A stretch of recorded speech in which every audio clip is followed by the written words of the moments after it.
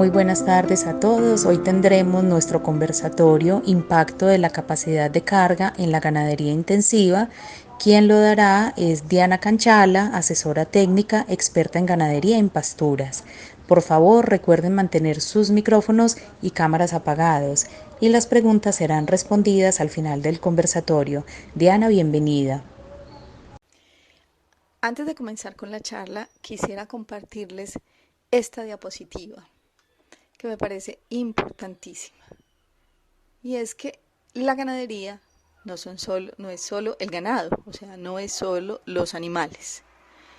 La ganadería es un sistema y es un sistema que está compuesto obviamente por los animales, nuestro ganado, por las plantas, que podemos hablar de pastos o de forrajes que le brindamos a los animales, por el suelo, que es el que nos nutre ese forraje o ese pasto. Todo esto enmarcado en un medio ambiente que es en cierta forma quien define el tipo de pasto, las épocas de lluvia, las épocas de sequía y no menos importante, el humano. El humano que es quien ejerce la administración de todo este sistema. Y ejerce administración porque es quien define las acciones a tomar en determinadas condiciones medioambientales o el tipo de animales que vamos a tener o el tipo de pastos que vamos a sembrar. Entonces, realmente nuestra ganadería es todo un sistema en el que todos estos factores interactúan, pero de la mano y dirigidos por el humano o el administrador de la ganadería. ¿Qué es la ganadería intensiva pastoreo? Entonces nosotros normalmente cuando nos hablan de ganadería intensiva, siempre pensamos en estabulación, en feedlot, en suplementación, pero pocas veces pensamos en ganadería intensiva a pastoreo. ¿Qué es? Y yo la defino de una manera muy sencilla. Es tener más animales en menos área. Esa es, digamos, la ganadería intensiva. Esta definición es sencilla, pero esta definición tan sencilla tiene intrínseco un exigente proceso detrás. Y a este proceso yo lo llamaría el proceso de intensificación del pastoreo. Entonces, es un proceso que requiere planeación, requiere ejecución, requiere correcciones, en fin, requiere administración. Y traigo a colación esta gráfica donde quisiera pues como demostrarles que a mayor intensificación se requiere siempre mayor administración. Entonces comenzamos, siempre la administración debe ir adelante de la intensificación. ¿Por qué? Porque necesitamos planear.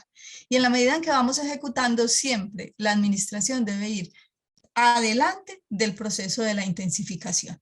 Entonces, ¿esto qué me dice? Que un proceso de intensificación de la ganadería pastoreo requiere mucha y muy buena administración de parte de nosotros. Entonces, dijimos más animales en menos área. ¿Cómo comenzaríamos nosotros esa intensificación? Entonces, sencillamente uno diría, no, pues dividamos. Es decir, los animales que tengo en un área determinada, pasémoslos a ocupar la mitad del área. ¿Es una respuesta? Sí, es una respuesta. Entonces, vamos a ver un ejemplo. Pero antes de eso necesitamos conocer esta definición, la presión de pastoreo. La presión de pastoreo se define como el número de animales por unidad de forraje accesible, o sea, digamos por metro cuadrado, por unidad de tiempo. Entonces, los pastoreos muy suaves, es decir, cuando dejamos los animales demasiado holgados en un potrero, favorecen el envejecimiento del forraje rechazado, que se refleja en áreas de no pastoreo, y el sobrepastoreo de las áreas más apetecidas. Es decir, que se reduce el área de aprovechamiento y la recuperación de la pradera es más larga. Entonces, les voy a mostrar esta fotografía. Esta fotografía es de un potrero. Estos animales entraron a este potrero en las horas de la mañana, muy AM, y miren ustedes cómo se va haciendo el pastoreo. Entonces, claramente se ven unas zonas más pastoreadas, que son estas que les estoy mostrando, y unas zonas a las que realmente los animales parece que no han accedido mucho, que son estas de acá. ¿Qué pasaría si yo trazo una línea imaginaria de esta manera? Entonces ya estoy dividiendo este potrero en dos y aquí lo que haría sería obligar a los animales a comer acá y cuando entraran acá los obligaría a hacer una cosecha más pareja de este potrero. ¿Cuándo y cómo y cuánto dividir? Pues eso depende de muchos factores. Entonces yo podría, este mismo potrero podría seguirlo dividiendo y hacer una presión de pastoreo más intensiva. Es decir, podría dividir por aquí y los obligo a estar aquí nomás, podría dividir por aquí y los obligo a estar aquí, o podría dividir solamente la loma. Es decir, hay muchas maneras. ¿De qué depende? Depende de muchísimos factores. Depende de la topografía, del acceso al agua, del tipo de forraje, del tiempo de recuperación, de los mismos animales, del suelo. Entonces depende de muchas cosas. Y para tener esta respuesta, entonces voy a acceder al legado, lo llamaría yo, al legado del doctor André Boissat, que nos entregó el pastoreo racional Boissat y sus leyes. Y voy a hacer un pequeño repaso de las 4 leyes del pastoreo racional Boissat, porque son importantísimas en estos procesos de intensificación. Entonces, la primera ley, que se llama la ley del descanso, nos dice, para que un pasto cortado por el diente del animal pueda dar su máxima productividad, es necesario que entre 2 cortes sucesivos haya pasado el tiempo suficiente para que pueda permitir a la planta almacenar en sus raíces las reservas necesarias para un rebrote vigoroso y realizar su producción de biomasa diaria. Ya voy a detenerme explicando un poquito esto. Y la segunda ley, la ley de la ocupación, el tiempo de ocupación debe ser lo suficientemente corto de tal manera que una planta cortada en el primer día no sea cortada de nuevo antes de que los animales salgan de esa parcela. Para entender un poquitico más estas 2 leyes, vamos a ver esta curva sigmoide de crecimiento del pasto, que es muy, muy, muy útil. Entonces esta curva nos muestra cuando el pasto es cortado, él inicialmente tiene un crecimiento lento, que es este que ustedes ven acá. Es un crecimiento muy lento y este crecimiento está supeditado a las reservas del pasto. Es decir, recuerden que el pasto almacena reservas en las raíces y en los 5 primeros centímetros. Ahí es donde tiene sus reservas. Y ahorita pues haremos énfasis por qué no se debe sobrepastorear, porque estaríamos comiéndonos las reservas.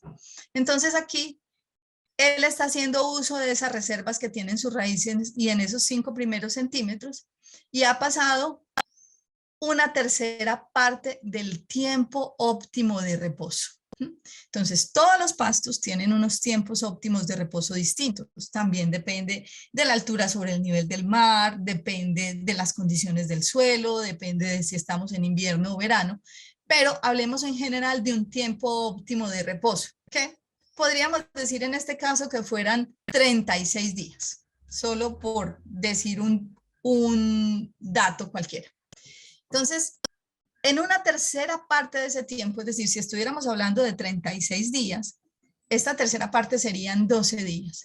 En esos 12 primeros días, el pasto habría crecido solamente un 10% y ha crecido todo a costa de sus reservas, esas reservas que tienen las raíces y en esos primeros 5 centímetros. Luego viene una segunda etapa, digámoslo así, donde hay un crecimiento semilento, o sea, ya no es tan lento, miren que la curva no es tan acostada, ya es un poquito más paradita, es un crecimiento semilento, donde el pasto ya empieza a hacer uso de la fotosíntesis, es decir, ya hay hojitas, ya puede haber fotosíntesis, entonces este crecimiento más o menos representa el 33% del tamaño que va a tener en el tiempo óptimo de reposo y aquí ha pasado la mitad del tiempo, es decir, que de ese pasto de 36 días, yo tengo a los 18 días el pasto ha crecido aproximadamente un 33% de su tamaño de tiempo óptimo de reposo. Luego viene otra etapa que la llamamos la llamarada de crecimiento. Esa llamarada de crecimiento, como ustedes pueden ver, el pasto está creciendo aceleradamente y pasa la mitad del tiempo, es decir, los segundos 18 días, para que llegue a su estado de tiempo óptimo de reposo. O sea que si el pasto aquí va a pesar el 100%, en este periodo creció el 67%. Ese es el tiempo óptimo de reposo. Y es el momento en el cual nosotros deberíamos pastorear nuestra pradera.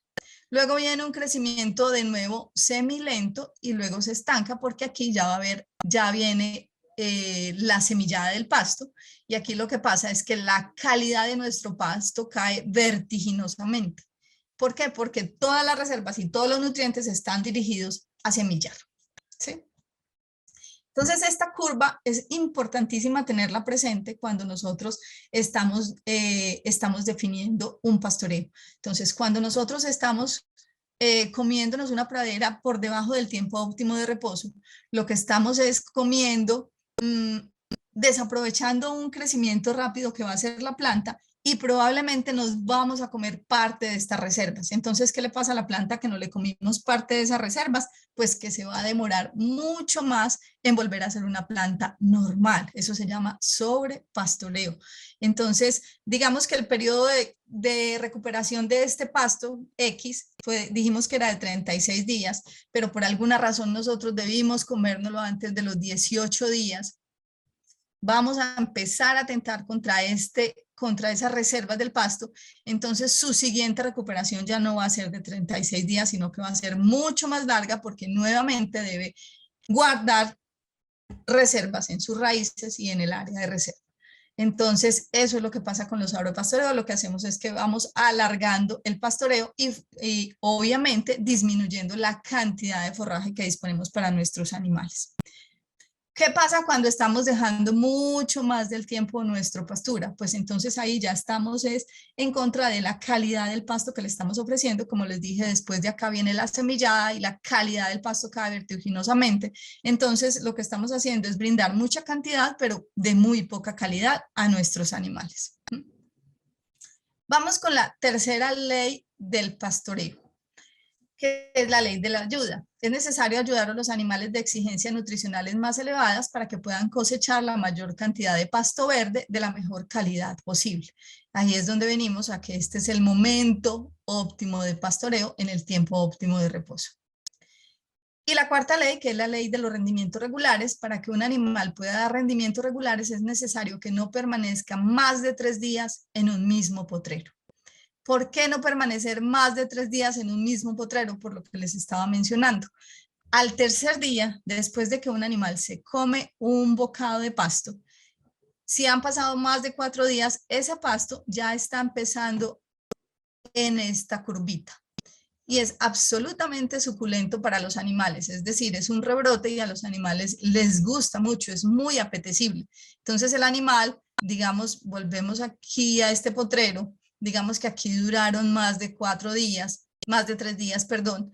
Cuando ellos ya entraron aquí a comer, porque este no es lo que más les gusta, este pastico de acá ya está rebrotando, entonces ellos vienen y vuelven y se lo comen, atentando contra las reservas de la pradera y adicionalmente ya la cantidad y calidad de lo que le estamos ofreciendo en toda la pradera no es la mejor.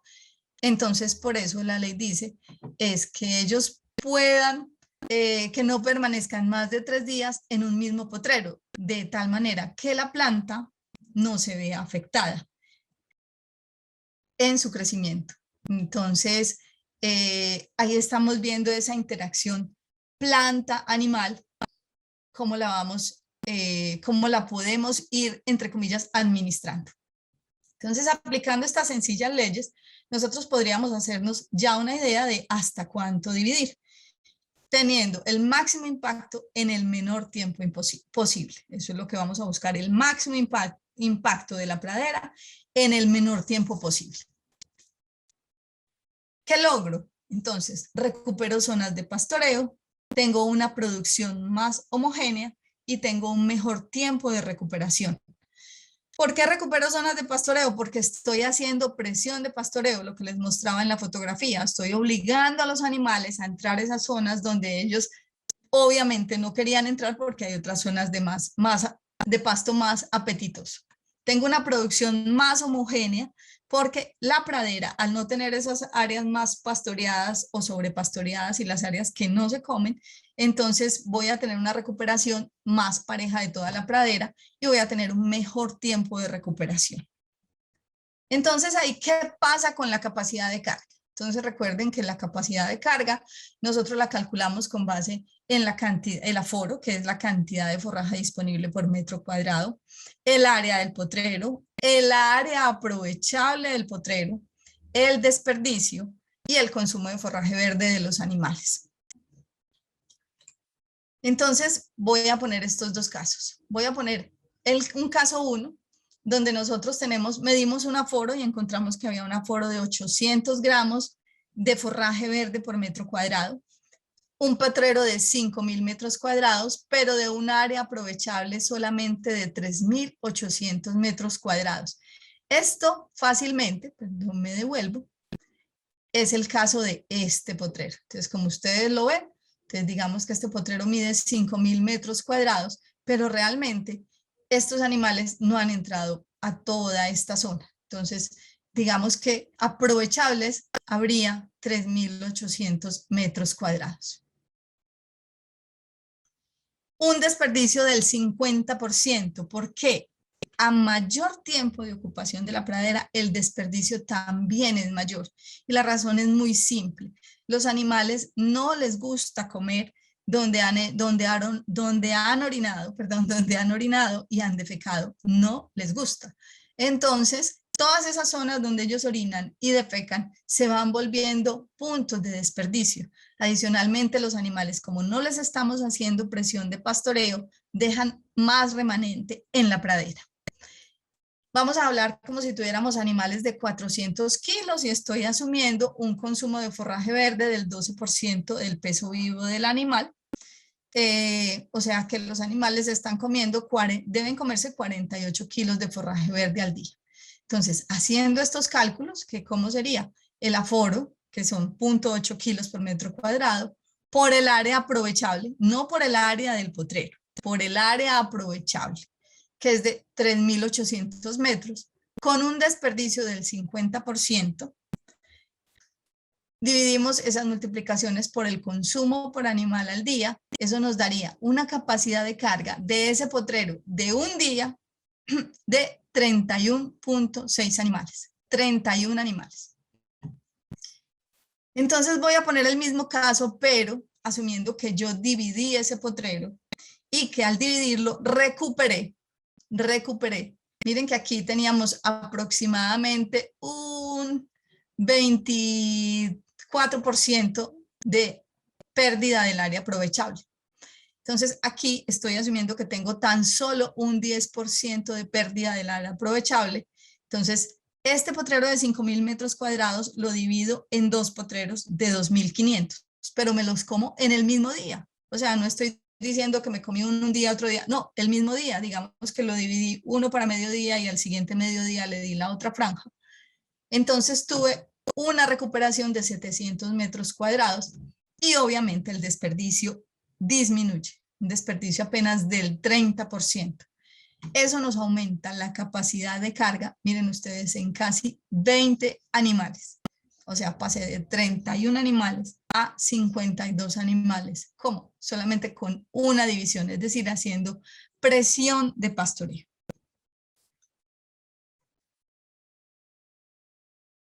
Como les decía ahorita, volviendo a la diapositiva de la ganadería como sistema, entonces no podemos dejar de lado nuestra relación suelo-planta, ¿sí? Entonces ya ahí estábamos viendo perfectamente la relación animal-planta, pero viene la relación suelo-planta. Y aquí simplemente este es como para recordar que nuestro suelo está formado por agua, aire, minerales y materia orgánica. Cuando hablamos de pastos, hay tres factores que yo consideraría de mayor importancia, no sin que los otros no tengan importancia, todos importan, pero estos en los pastos impactan mucho la producción de la pastura. Hablamos de la compactación, del pH y del nitrógeno.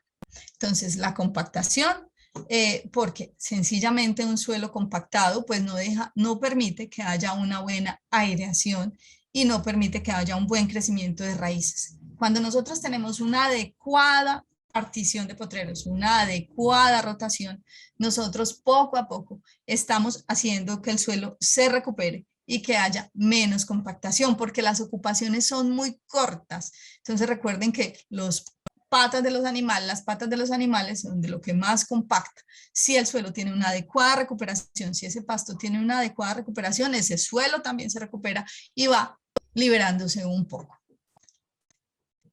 Influencia del pH en las raíces. El pH es el segundo de los factores, pues en este caso que afecta muchísimo el crecimiento del pasto. Miren, esta imagen es absolutamente diciente. Nos dice un suelo sin corrección con un pH de 4.4. Miren el crecimiento de estas plantas. Miren este suelo parcialmente corregido. Entonces, ¿qué quiere decir eso? Que se hizo una corrección que impactó solamente el nivel superior de la pastura del suelo. Entonces, aquí se encontró un pH más alto y aquí un pH sigue siendo igual de bajito. Ya las plantas están más, digamos, exuberantes, pero las raíces hasta aquí llegan. Y miren, este es un suelo bien corregido. Miren esa penetración de las raíces y miren esas plantas. Qué bonitas, qué gruesas las hojas, más exuberancia y mayor cobertura. Este es otro ejemplo. Este es un ejemplo con un tema de un aluminio. Entonces, realmente, esto que nos está mostrando, que vale la pena hacer una corrección del pH, enmendar, utilizar las enmiendas en nuestro suelo. Y para eso, pues entonces sí les voy a pedir que el ingeniero Octavio nos hizo en uno de sus conversatorios, nos habló muy claro de la influencia del pH y las enmiendas que tiene. Abonamos para hacer la corrección de los suelos. Pero esta es una fotografía muy, muy valiosa donde ustedes pueden ver la penetración de las raíces y unas raíces fuertes. ¿Qué significan? Una planta muy fuerte y muy productiva. Otro de los factores que impacta mucho en la producción de las praderas es el nitrógeno, ¿cierto? Es el principal elemento que limita el crecimiento de las plantas y limita su producción tanto en calidad como en cantidad. El 78% del aire que respiramos es nitrógeno y que necesita ser fijado para su utilización, y esta fijación pues la hace muy bien todos los microorganismos. Y la mayor parte del nitrógeno del suelo está ligado a la materia orgánica del suelo, estiércol, orina, restos vegetales. Cuando nosotros hacemos hacemos una buena presión de pastoreo, nuestros animales también están aportando estiércol y orina en cantidades más altas que impactan porciones más pequeñas de suelo. Entonces, las estrategias en este caso, las enmiendas para corregir un pH, y si necesitamos aumentar el nitrógeno, pues podemos utilizar microorganismos, debemos adicionar materia orgánica y la adición de fertilizantes. Esas son estrategias. No estoy diciendo que se vaya a fertilizar, pero pues es una estrategia para adicionar el nitrógeno. ¿Qué pasa? Que se ha comprobado que la utilización de nitrógeno en pasturas es capaz de impactar desde un 20% hasta un 70% la cantidad de biomasa verde producida por metro cuadrado. Entonces dirán, ¿70%? Sí, hay ensayos donde dicen utilizando nitrógeno en forma de urea, en forma de fertilizantes, se puede impactar hasta 70% la producción de forraje verde. ¿Por qué? Porque la mayoría de nuestros suelos son bajos en materia orgánica y son bajos en nitrógeno. Entonces nosotros podríamos, dependiendo de la velocidad a la que queramos aumentar nuestra cantidad de forraje disponible, pues nosotros podríamos utilizar bien materia orgánica, adición externa de materia orgánica, adición externa de fertilizantes, o simplemente esperar a que los animales hagan el proceso. Pero definitivamente sí pienso que se deben hacer aplicación de enmiendas. ¿Y qué pasa con la capacidad de carga cuando utilizamos cualquiera de estas estrategias como corregir el pH o aumentar el nitrógeno? Pues lo que pasa es que estamos impactando directamente la cantidad de forraje producida por metro cuadrado, es decir, el aforo. No estamos impactando el área del potrero, ni el área aprovechable, ni el desperdicio. No, impactamos la cantidad de forraje producida por metro cuadrado. Veámoslo entonces en estos casos 3 y 4, que son los mismos 1 y 2, pero en vez de tener 800 gramos por metro cuadrado de forraje verde, aquí ya tenemos es 1 kilogramo por metro cuadrado de forraje verde. Entonces, miren ustedes, en el caso 3, que sería el caso 1, pero con 1 kilogramo por metro cuadrado, la capacidad de carga es de 39,58. y en el caso 4 es de 65,62. Y recordemos que la capacidad de carga en el caso 1 estaba en 31,66, es decir, de 31 subió a 39, y en el caso 2, que sería este mismo caso 4, estaba en 52 y aquí pasó a 65. Entonces, solo con subir 200 gramos de forraje verde por metro cuadrado, estamos impactando ostensiblemente nuestra capacidad de carga. Bueno, estas son las estrategias y lo que teníamos para contarles hoy. Espero que les haya gustado y si tienen alguna pregunta, pues aquí estamos para resolverla. Diana, de nuevo muchas gracias y nos A vemos en el ustedes, próximo conversatorio. Listo, Diana. Chao, gracias. gracias a ustedes, hasta luego.